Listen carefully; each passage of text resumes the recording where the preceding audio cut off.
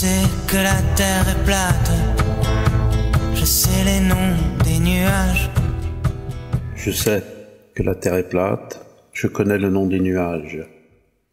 C'est dans une chanson de Raphaël, de la poésie, en somme. Mais en sommes-nous si sûrs?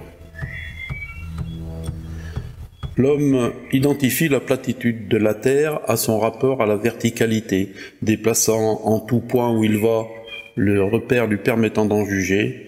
L'homme ne peut que constater que la terre est plate. Par l'expérience du quotidien, c'est la seule réalité à laquelle l'homme accède. Bien sûr, ça monte et ça descend, mais globalement, c'est plat. Et l'Éternel dit à Abraham, après que Lot se fut séparé de lui, « Lève tes yeux et regarde du lieu où tu es, vers le nord et vers le midi, et vers l'orient et vers l'occident. » Genèse 13, 14. Que la terre soit plate, c'est une donnée immédiate de la conscience, c'est-à-dire une chose qui est vraie par l'expérience qu'on en a. Et Raphaël ne se trompe pas en affirmant qu'il y a un « je » qui sait. Nous sommes sujets et du point de vue du sujet, la terre ronde est pure abstraction, même lorsqu'elle renvoie à une réalité objective.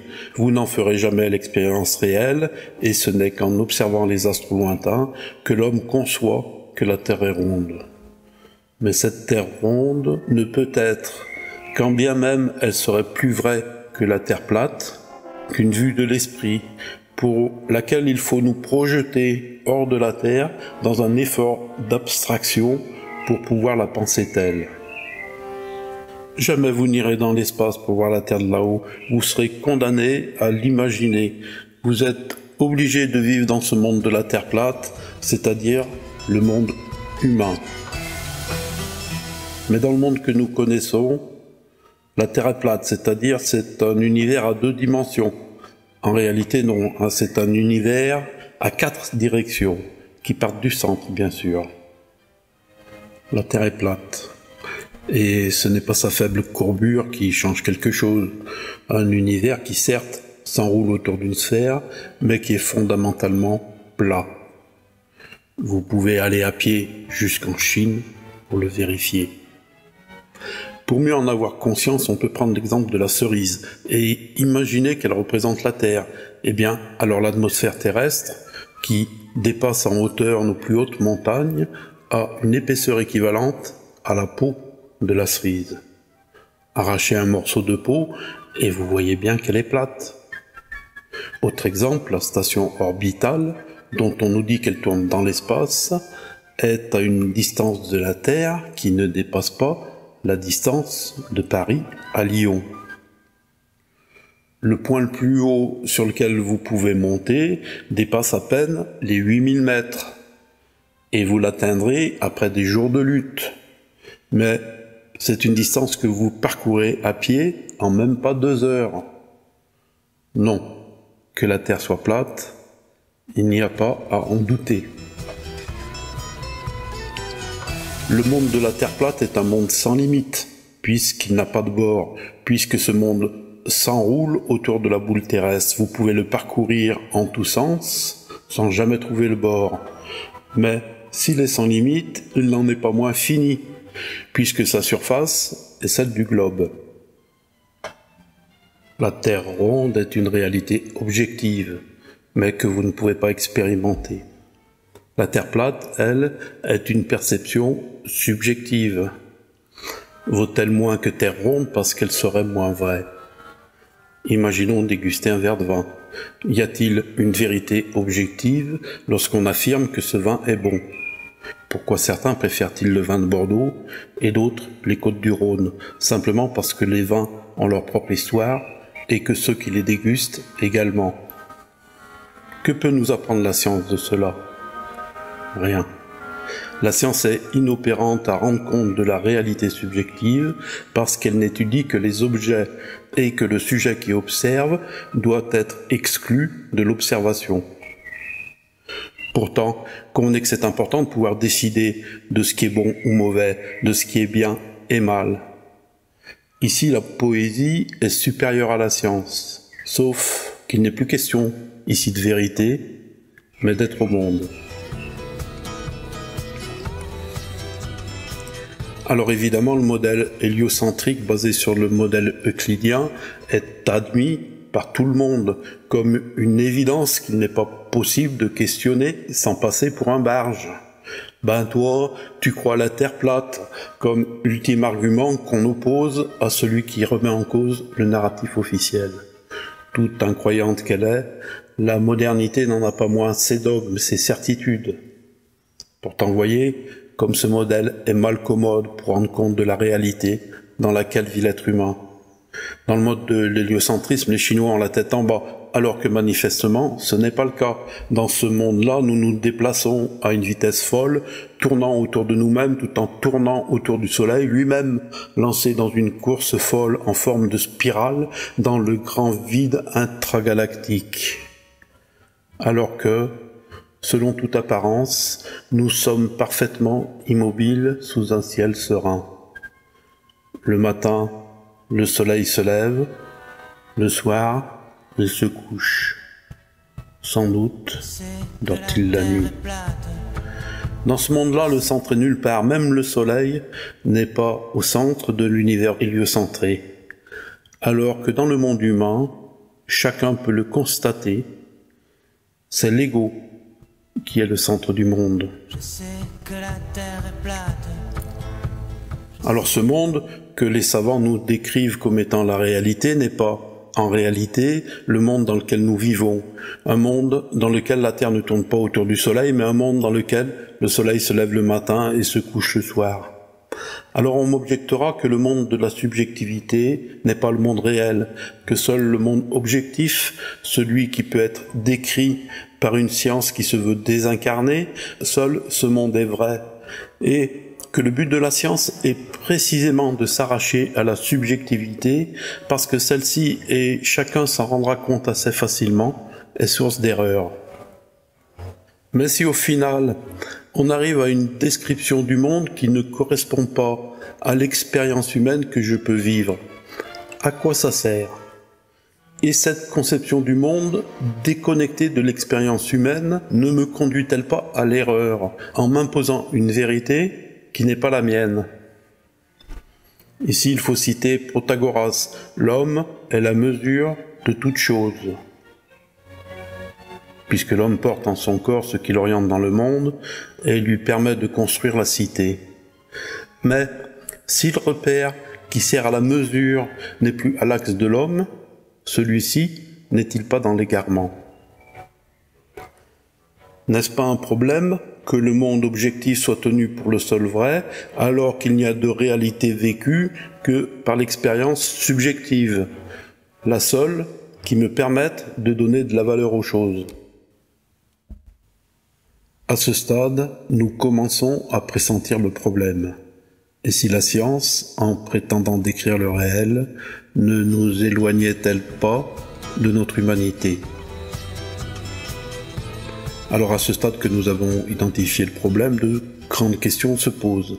La première est de savoir quel est le sens de l'héliocentrisme, c'est-à-dire quelles sont les conséquences du modèle héliocentrique sur notre être au monde. La seconde est d'essayer de comprendre le monde réel dans lequel nous vivons. En répondant à cette seconde question, nous comprendrons mieux ce que nous avons perdu à cause de l'héliocentrisme. Pour l'essentiel, nous verrons que nous avons été transformés en objets. Pour comprendre le monde réel, nous allons comme à l'habitude nous référer à la Bible, parce que la Bible est moins stupide que la science, puisque d'entrée de jeu, elle nous gratifie de deux récits de la création du monde. Les sots affirment que ces récits se contredisent, alors que cette double création ne fait que rendre compte que la création du monde sera racontée différemment selon qu'on se place du point de vue des objets, c'est-à-dire de l'apparence des choses, ou qu'on se place selon le point de vue de l'expérience du sujet, qui est la seule expérience vécue. Or, selon ce dernier point de vue, l'homme est créé avant le monde, puisqu'il faut que le sujet précède l'expérience et que le monde n'apparaisse qu'à mesure qu'il est connu. Bible 1, Science 0. Selon le point de vue objectif, le modèle euclidien fonctionne et la Terre est ronde et tourne autour du Soleil. Mais dans le monde du sujet, chacun est au centre du monde. Nous sommes au centre du monde et le monde tourne autour de notre nombril. Ce que nous ignorons n'existe pas avant que nous le découvrions. Ainsi, le seul monde qui existe, pour nous, est celui que nous connaissons. Mais ce que nous apprend également la Bible, c'est que si l'ego est le centre du monde, c'est à cause de la création de l'altérité. En effet, c'est après qu'Abraham se soit séparé de Lot que Dieu lui demande de regarder le monde depuis le lieu où il est. Une erreur serait de croire que parce que l'ego est le centre du monde et que chacun est habité par un ego, qu'il y a une infinité de centres du monde. Non. Ce n'est pas ainsi que fonctionne la terre plate des êtres humains, qui est celui de la subjectivité. Il n'y a qu'un centre parce qu'il n'y a qu'un seul sujet. De même qu'on l'a vu à travers l'image de l'obélisque, que la transcendance s'exerce en un seul point, c'est-à-dire au centre du monde, c'est-à-dire au lieu de l'ego. Par exemple, lorsqu'on utilise l'expression « il faut remettre l'église au milieu du village » pour signifier que le centre de l'ordre symbolique doit être au cœur de la communauté. Ça ne signifie en aucune manière qu'il y a plusieurs centres du monde. Il en est de même de la nation. La nation possède son propre centre du monde. C'est ainsi que chaque nation se pense élue de Dieu. Élection qui constitue, de fait, l'ego de la nation. S'il existe d'autres centres du monde que celui de l'ego, ces autres centres n'existent que dans des mondes parallèles à celui de l'ego. Si l'omphalos de Jérusalem désigne le centre du monde pour les catholiques et la pierre noire de la Kaaba le centre du monde pour les musulmans, un seul est le véritable centre du monde et l'on n'entrera pas en concurrence avec celui de l'autre. Le seul centre du monde véritable est celui auquel on croit. Et catholiques et musulmans ne seront jamais d'accord sur ces questions. Et ce sera bien ainsi. Ces mondes peuvent entrer en confrontation, mais ils ne peuvent s'interpénétrer, ni se partager. La subjectivité de l'autre n'est pas accessible. L'ego vit en quelque sorte sur une île dont il est le centre du monde, mais dans lequel il est irrémédiablement seul.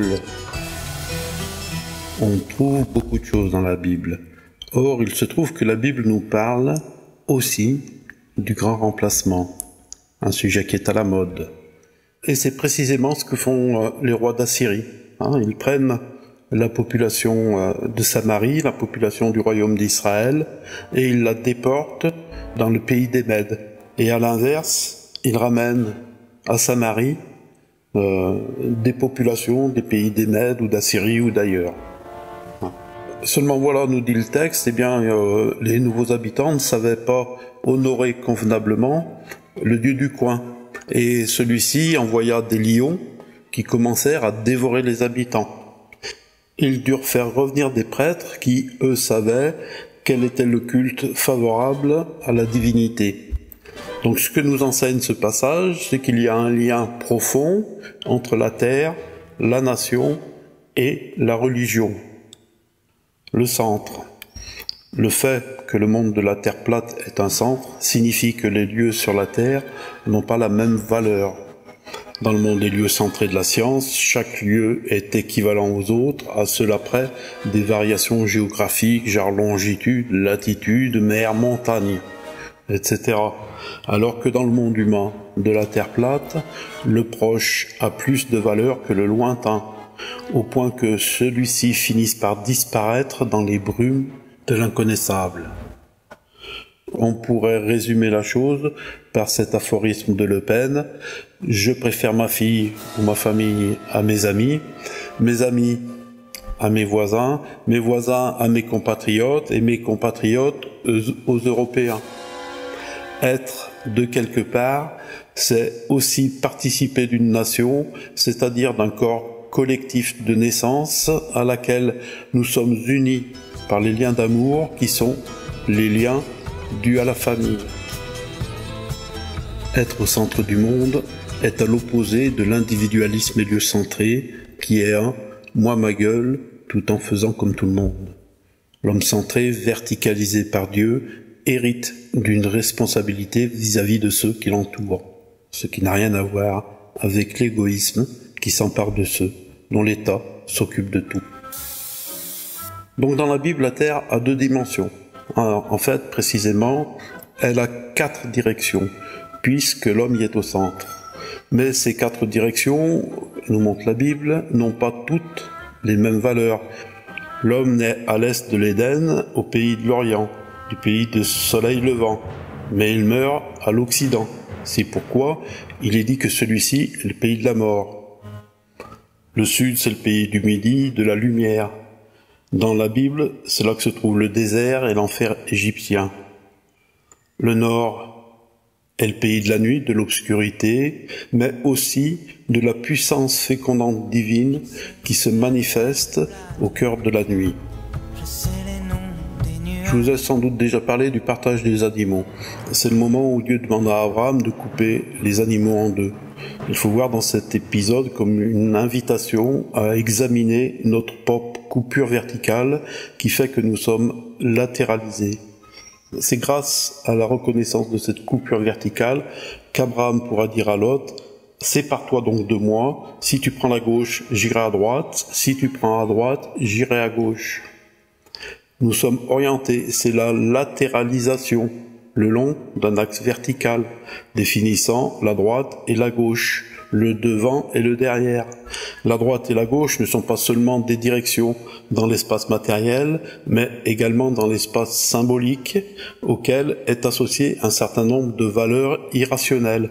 Ainsi, la droite est active, masculine, diurne, divine, favorable, mais elle signifie également la force, l'adresse, le succès, la droiture, le travail, l'ordre, la fidélité. Tandis que la gauche est passive, féminine, nocturne, sataniste et défavorable. Elle véhicule aussi l'idée de désordre et d'incertitude, de paresse. S'orienter consiste à repérer où le soleil se lève, puis grâce à la connaissance que l'on a de sa droite et de sa gauche, de déterminer où sont le nord et le sud. Soulignons le geste demandé par Dieu. Lève donc les yeux, c'est regarder vers le ciel. Et regarde du lieu, c'est regarder vers la terre. Où tu es, c'est regarder vers soi. Vers le nord, vers le midi, vers l'Occident et vers l'Orient, c'est regarder le monde. Et oui, nous voilà plantés dans le monde avec cette injonction divine. Regarde le monde depuis le lieu où tu es. Si le monde dans lequel on vit est à 4 directions, il existe également une dimension verticale. Mais cette dimension n'est pas celle du monter et du descendre, qui sont tout à fait anecdotiques, mais une dimension de l'espace sacré. Le haut est le ciel, le monde du divin, le monde du bien. Le bas est le monde de la terre, le monde des démons, le monde du mal. Le prêtre monte à l'autel pour se rapprocher de la divinité. Et c'est grâce à cette échelle verticale que nous jugeons du monde. Parce que pour nous diriger dans le monde humain, il ne suffit pas de parcourir l'espace. Il faut aussi pouvoir donner une valeur à ce que nous expérimentons, simplement parce que nous avons à faire des choix. Rappelons-nous à Abraham qui interpelle Dieu à propos de la destruction de Sodome et Gomorrhe. L'homme est en capacité de juger et cette capacité se fonde sur une échelle de valeur verticale, expression de la transcendance, c'est-à-dire manifestation de la puissance divine. On l'a vu avec la symbolique de l'obélisque, le rayon du dieu soleil s'incarne sous la forme de l'obélisque en un point particulier du monde, et le monde s'ordonne à partir de ce centre dans les 4 directions. Ainsi, Nous savons mieux maintenant ce qu'est le monde de la Terre plate, le monde humain. Un monde centré sur l'homme, centré sur la famille, centré sur la nation. Un monde centré sur une terre, terre nourricière et terre patrie, c'est-à-dire un monde centré sur des valeurs, sur des croyances, sur un récit. L'héliocentrisme, devenu le seul modèle de représentation de l'espace, a détruit cette injonction divine « Regarde d'où tu es ». Le propre du récit religieux est de s'adresser à l'homme sujet, à s'adresser à sa conscience d'être pensant. Or, le sujet disparaît face à l'héliocentrisme, il n'est pas réellement nié, il n'est plus. Penser l'homme dans le cadre de l'héliocentrisme, c'est penser non plus l'homme de l'ici et maintenant, l'homme réel, l'homme vivant, l'homme incarné, c'est penser l'homme comme humanité, comme un tout engagé dans une problématique commune. L'héliocentrisme a fait le lit du mondialisme. Évidemment, d'aucuns se réjouissent de cette avancée de la science qui permet à l'homme de s'extraire de soi pour s'ouvrir sur les autres. Mais ce sera au détriment de cette vérité pourtant incontournable que l'homme est d'abord un sujet qui pense et, en tant que sujet, qu'il est au centre du monde. La révolution copernicienne est une révolution de la conscience de l'homme. L'héliocentrisme est une forme de négation du réel, de l'homme véritable, de celui qui expérimente la vie au détriment d'une humanité abstraite qui n'a de réalité que conceptuelle. L'héliocentrisme, c'est retirer à l'homme les repères symboliques qui le fondent. La verticalité et son centre, la latéralisation et sa capacité à différencier, et l'orientation et sa recherche de la bonne direction. C'est retirer à l'homme sa capacité à juger le monde. L'héliocentrisme, c'est retirer aux religions la possibilité de dire la vérité, puisque chaque vérité religieuse vient en égale concurrence à celle des autres. Pourquoi tel Dieu et pas tel autre, alors que dans le monde de la Terre plate, il n'y a qu'un Dieu, celui de la communauté. L'héliocentrisme, c'est la négation de l'individu comme lieu de l'expression de la transcendance et sa capacité de juger le monde dans une perspective singulière. La bouillie intellectuelle dans laquelle plus rien n'a de sens parce que tout est d'égale valeur est la stricte conséquence d'un monde où ce n'est plus l'homme le centre du monde, mais le soleil. L'héliocentrisme, c'est la négation de la responsabilité de l'homme en tant que sujet libre, représentant de la puissance divine. Nous perdons notre statut de sujet propre à faire des choix et qui est dans le fond notre être véritable, celui qui expérimente les conditions particulières de la vie pour devenir des pions indifférenciés, objets de la statistique. L'héliocentrisme, c'est la négation de l'individu dans sa relation particulière à la divinité. L'héliocentrisme, c'est l'invention de la vérité scientifique, de la vérité absolue, indépendante de l'humanité qui la pense et qui peut donc être imposée à l'ensemble de l'humanité au nom de la vérité. Le point de vue héliocentriste, c'est un point de vue qui prend de la hauteur sur l'être humain, qui permet de le penser de haut, de le penser comme un objet que l'on peut alors manipuler, contrôler, mettre dans des cases. On en vient à envisager le monde selon ce point de vue universaliste qui transforme les humains en objets. Nous devenons alors les démiurges de nous-mêmes, faisant semblant de croire que nous avons prise sur les hommes comme sur une série de pions répartis sur la planète et nous en arrivons à imaginer des solutions mondialistes dans lesquelles le problème humain pourrait être résolu une bonne fois pour toutes au moyen de politiques globales ouvrant la place à l'ordre totalitaire. Le fruit de l'héliocentrisme, c'est l'ONU, c'est l'OMS, c'est l'OMC, etc. Et l'objectif de toutes ces organisations est de détruire toute forme de manifestation de l'humain, libre et souverain, pour le noyer sous les normes et les règlements au prétexte d'une humanité unie et pacifiée. Seulement la paix qu'apportent ces organismes n'est pas la paix de Melchisédek, paix qui découle de la justice exprimée par l'épée. Mais c'est une paix de soumission et d'esclavage, ce qui n'est pas humain. Alors évidemment, ce modèle héliocentré mène à une impasse, puisque le problème humain ne peut se régler que par l'homme dans sa relation face à Dieu.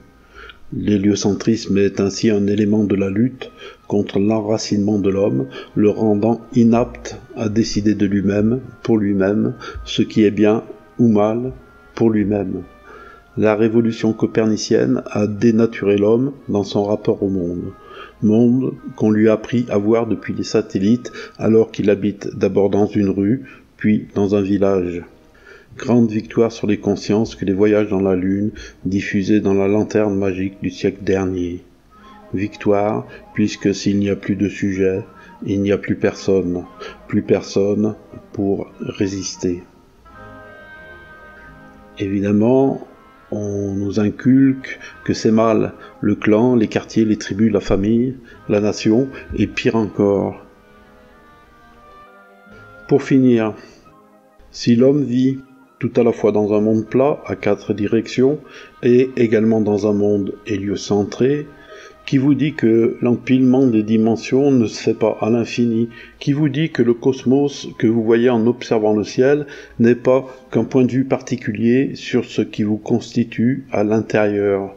Si le monde est tiré du néant, il n'est pas alors créé, mais déployé, et il faut que le tout, lorsqu'on le remballe, se résume à rien. Au fur et à mesure que la science agrandit le monde des objets, avec ses télescopes et ses explorateurs pour agrandir l'espace, avec sa fausse histoire et sa fausse littérature pour agrandir le temps, que le monde humain, lui, a rapetissé jusqu'à devenir insignifiant. Il a sombré dans le futile et l'individualisme. Mais je sais que la Terre est plate, et que Dieu est au-dessus. Je vous remercie de votre écoute, je vous remercie de votre patience et je vous dis à bientôt.